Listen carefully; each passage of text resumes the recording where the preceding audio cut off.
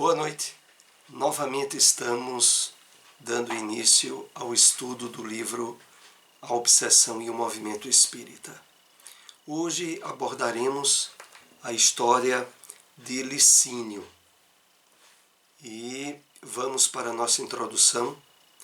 É um breve comentário de um trecho de uma mensagem do Espírito Emmanuel, extraída do livro Cartas Universais e Apocalipse, o Evangelho comentado por Emmanuel. Aqui separamos um parágrafo do comentário de Emmanuel à Carta de Tiago, capítulo 1, versículo 6. Em teus atos de fé e esperança, não permitas que a dúvida se interponha, como sombra, entre a tua necessidade e o poder do Senhor. A força coagulante de teus pensamentos, nas realizações que empreendes, procede de ti mesmo, das entranhas de tua alma. Vamos aqui fazer algumas observações para aprofundar o trecho que Emmanuel aqui nos disponibiliza nessa mensagem.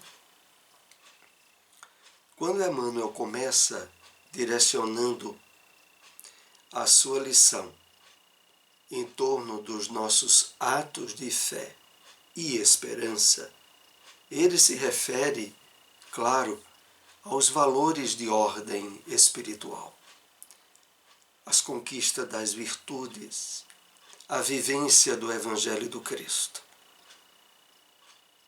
E aí ele nos diz: não permitas que a dúvida se interponha como sombra.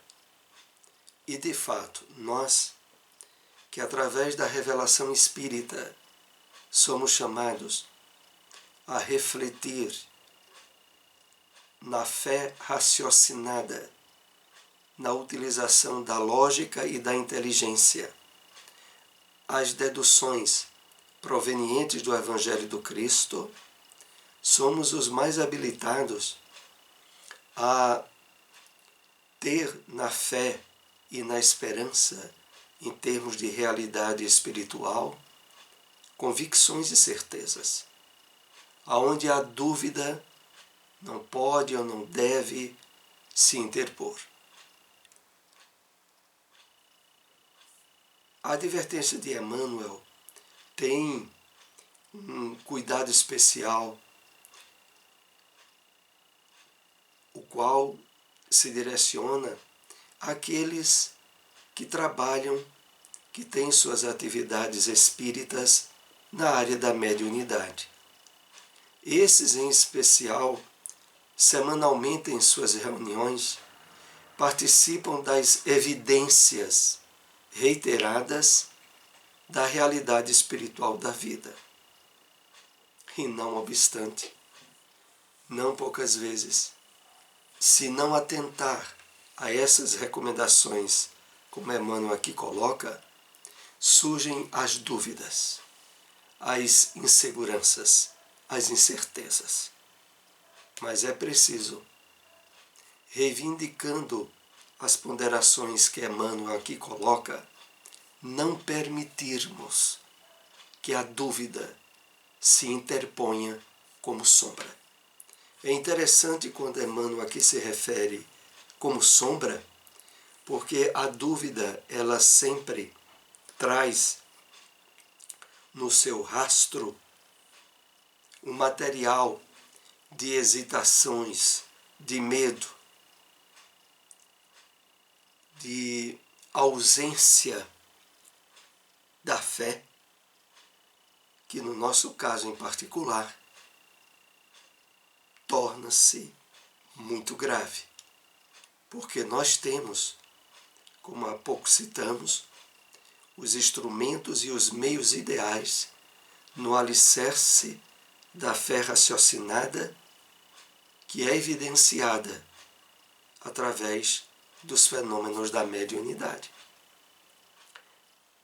E fechando esses comentários, Emmanuel diz: a força coagulante de teus pensamentos, nas realizações que empreendes, procede de ti mesmo, das entranhas de tua alma.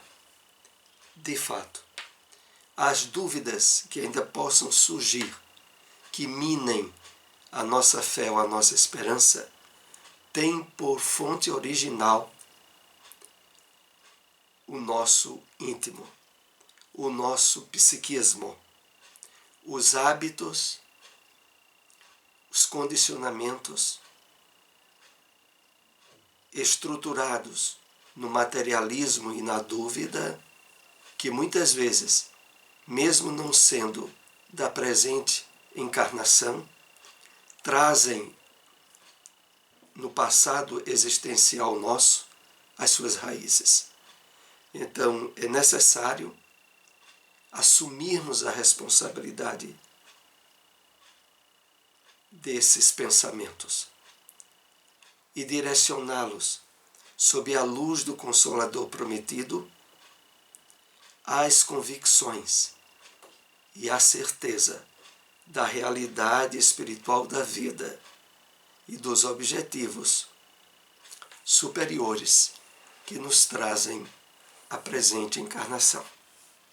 Vamos então abordar um pouco a história de Licínio. Lembrando que essa história faz parte do livro Tormentos da Obsessão, que é estudado ao longo desse livro A Obsessão e o Movimento Espírita de uma forma resumida, mas que, por outro lado, deixa-nos os subsídios mais importantes para refletirmos em termos de estabelecermos nessas histórias os subsídios ideais, buscando extrair das lições aquilo que de alguma forma é pertinente a nós, serve de advertência para nós e que deve ser cuidadosamente trabalhado em termos de subsídios para a nossa atual experiência encarnatória. A história de hoje, diferente das histórias analisadas nos estudos anteriores, que se encontram em nosso canal no YouTube, é uma história de êxito espiritual. A história do Licínio, que iremos abordar durante esse estudo, ela coroou-se, não obstante dificuldades e problemas, na realização dos objetivos e metas principais que o Licínio trouxe para a sua encarnação última. É claro que o nome Licínio aqui é um pseudônimo atribuído a um personagem que de fato esteve vivendo em nossa época, já que o livro aborda toda uma história associada ao Hospital Esperança, que foi construído por Eurípides Barçanufo depois da sua desencarnação. Ele que esteve entre nós até o ano de 2018. E nessa obra, Tormentos da Obsessão, a mediunidade de Valdo Pereira Franco trouxe, através do espírito Manuel Filomeno de Miranda, dados e subsídios da existência desse hospital. Mas é um hospital contemporâneo, poderíamos até assim dizer, nosso, do século passado e, diríamos assim, da metade do século passado. Então não faz tanto tempo em que essas histórias se passaram com esses personagens que estiveram encarnados entre nós.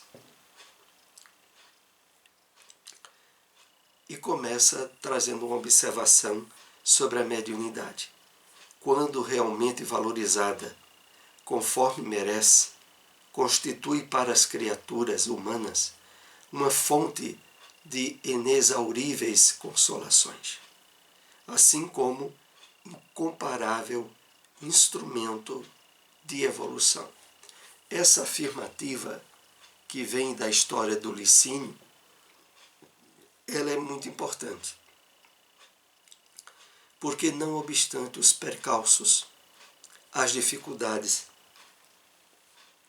o próprio exercício regular e disciplinado da mediunidade com Jesus nas instituições espíritas representa um trabalho e um esforço daquele que a ela está associado, que é importante aqui ficar bem claro. A valorização grande que esse esforço repercute para o progresso do espírito. Então, como o texto aqui diz, constitui para as criaturas humanas uma fonte de inexauríveis, de inesgotáveis consolações, assim como um comparável instrumento de evolução.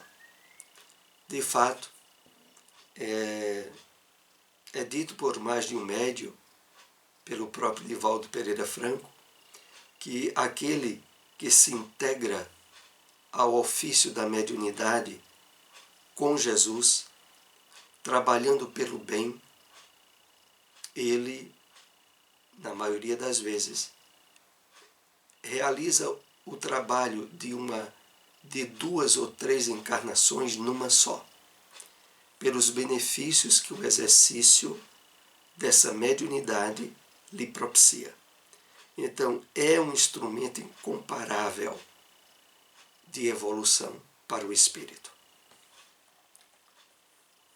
E aqui vamos conhecendo um pouco a história do Licínio. Desde o berço,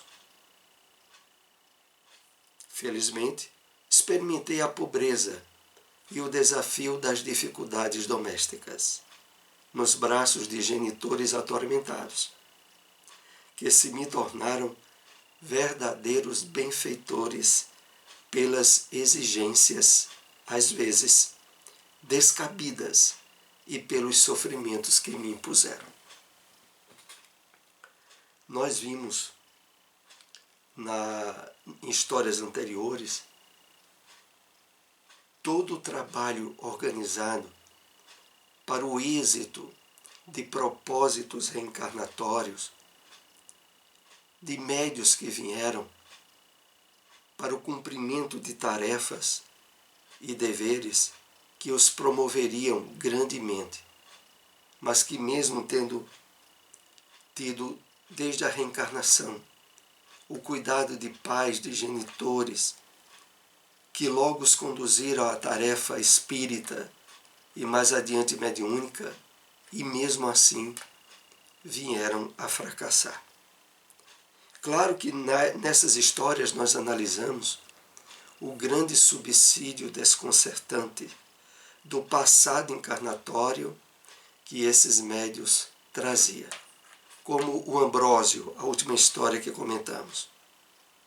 Mas aqui, o Licínio, ele começou trilhando dificuldades, genitores atormentados, que lhe impuseram exigências descabidas e sofrimentos. Mas adiante na história do Licínio, ele vem a ficar órfão de pai, ainda criança, e graças a Deus, a sua mãe volta a contrair núpcias, mas o seu padrasto era alguém, aí sim, espiritualizado, que através do padrasto que ele vem a conhecer a doutrina espírita e, através dela, o chamado para o exercício da mediunidade. Mas prossigamos. Pelos sofrimentos que impuseram seus genitores, obsidiados, tornavam-se instrumentos daqueles que não desejavam o meu processo de reeducação espiritual. A dor, desse modo, foi-me sempre anjo alerta, ensinando-me obediência e simplicidade. É interessante, né? Nessa história do Licínio. Em vez das problemáticas que os seus pais criaram para ele, ter deixado rescaibos de desequilíbrios, ele utilizou a dor, o sofrimento durante essa fase, extraindo dela elementos para o trabalho da obediência, da simplicidade e da humildade. É aí que começa a lição de vida que o Licínio deixa para nós. Em vez de atribuir sofrimentos e problemas da sua vida aos descuidos e aos tormentos dos seus pais, ele encontrou nesses tormentos elementos para o seu crescimento espiritual. Os fenômenos começaram a aturdir-me durante a primeira infância, quando se me apresentavam inúmeros verdugos da paz a quem eu houvera criado embaraços, em passado não distante. Assustavam-me, ameaçavam-me e agrediam-me com frequência. Nós podemos deduzir que desde a infância, possivelmente, o Licínio tinha muitos pesadelos, de perseguições de espíritos do seu passado encarnatório, que procurava atormentá-lo, assustá-lo, ameaçá-lo. E mesmo diante desse quadro de grandes dificuldades na sua infância, ele conseguiu superar todos. Não obstante, amigos espirituais afeiçoados, quais a minha avó materna, a quem não havia conhecido no corpo, sempre interferiam, socorrendo-me e orientando-me, carinhosamente, ajudando-me a compreender a ocorrência penosa. Então, ele relata na sua história, claro, ele teve consciência disso, dessa assistência espiritual, mais adiante, não no momento da sua infância, quando ele nem conhecia quem era sua avó materna, que já houvera desencarnado. Mas ela, junto a benfeitores espirituais, o ajudavam, o assistiam, davam o apoio que naquele período ele não tinha dos pais. E positivaram com isso a ajuda ideal para o êxito encarnatório dele. As investidas das entidades perversas eram constantes, criando-me embaraços contínuos, onde quer que me apresentasse. Calúnias, acusações sem qualquer justificativa, antipatias inexplicáveis, azedume e desprezo foram as armas de que se utilizaram através de pessoas invigilantes para me aturdir. Aqui ele já se refere à parte de maturidade da sua vida, passada a infância, tendo sido levado ao conhecimento espírita pelo seu padrasto, o seu envolvimento nas atividades mediúnicas, nas atividades espíritas, mas desde aí, tanto na instituição espírita quanto nas suas atividades profissionais, no seu trabalho, ele era alvo de perseguições ainda. Ele era alvo de calúnias, de acusações sem qualquer justificativa, de antipatias inexplicáveis, mas que, não obstante tudo isso, ele conseguia manter-se íntegro na sua fé e na sua confiança do amparo espiritual. E isso foi significativo para o êxito reencarnatório dele. A própria esposa, alma querida que Deus pôs no meu caminho, a fim de torná-lo menos áspero, experimentou cruas perseguições por ser-me fiel e permanecer ao meu lado em todos os momentos difíceis. Então, nessa fase em que inclusive ele já trabalhava na instituição espírita, ele continuava sendo alvo de determinadas perseguições espirituais, onde muitas vezes jogavam pessoas contra ele ou contra sua esposa. Mas mesmo assim, os dois se davam apoio e conseguiam superar tudo.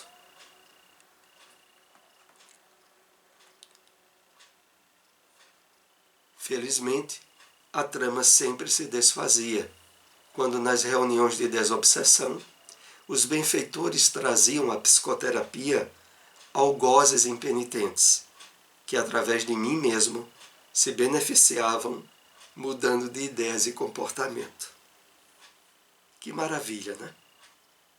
O Licínio vai nos mostrando que, mesmo ele sofrendo, a esposa dele também, porque muitas vezes esses espíritos manipulavam pessoas encarnadas para jogar contra eles. Mulheres atormentadas que tentavam desviar ele do caminho reto da vivência evangélica, mas que ele percebia e sabia manter na oração e na vigilância os cuidados devidos, e depois esses espíritos eram trazidos nas reuniões mediúnicas para serem tratados, muitas vezes através da própria mediunidade que o Licínio tinha. Não fomos abençoados, a minha mulher e eu, com a presença de filhos biológicos. Aos 28 anos, a esposa contraiu tuberculose pulmonar. Menos de 2 anos depois, após rude provações e dores, libertou-se do corpo físico. Então, as provas, os testes, as dificuldades do Licínio foram ao longo da sua vida. Mesmo tendo até os 28 anos de idade da sua esposa o apoio dela, ela desencarna relativamente jovem. Relativamente não, muito jovem. E isso para ele é um momento de prova muito difícil, porque ele e a sua esposa nutriam, não só no campo dos compromissos espirituais, mas de uma afeição sincera, recíproca, e que ele, a partir daí, passa por um teste na viuvez, de não ceder a investidas de mulheres irresponsáveis que pleiteavam um consórcio, um casamento com ele, e que certamente iria lhe trazer grandes dificuldades. Ele consegue se manter após a viuvez, dedicando-se ao trabalho mediúnico, ao trabalho espírita. Mas é um momento que ele relata na história difícil, que não fosse o amparo da doutrina espírita, certamente ele incorreria num processo de depressão, num processo de sofrimento grande emocional, mas que ele conseguiu, diante dessa prova difícil, a superação ideal e necessária. A mediunidade, bem exercida, faculta ao seu possuidor momentos de incomparável beleza e ventura, contatos espirituais insuperáveis, facultando a conquista de afeições duradouras e abençoadas, que se lhe tornam enriquecimento especial para os dias do futuro imortal. Então, na história de Licínio, que nós separamos esse último tópico, o motivo, o estímulo ao trabalho mediúnico exercido de forma abnegada, de renúncia, de dedicação. Porque o resultado desse trabalho é a aventura, a felicidade de contatos espirituais maravilhosos, facultando afeições duradouras e abençoadas, tanto pelo lado físico, mas sobretudo espiritual, que se tornam enriquecimento especial para os dias do futuro imortal, do futuro espiritual. Então, a história do Licínio é aquela história positiva, estimuladora ao engajamento nosso no trabalho espírita, no trabalho mediúnico, e na certeza da assistência dos bons espíritos que nunca faltam, desde que nós nos sensibilizemos ao seu amparo, à sua assistência. Assim concluímos esse estudo dessa noite. Agradecemos a todos que nos acompanharam. Se possível, compartilhe essas informações. Até o próximo estudo. Uma boa noite a todos.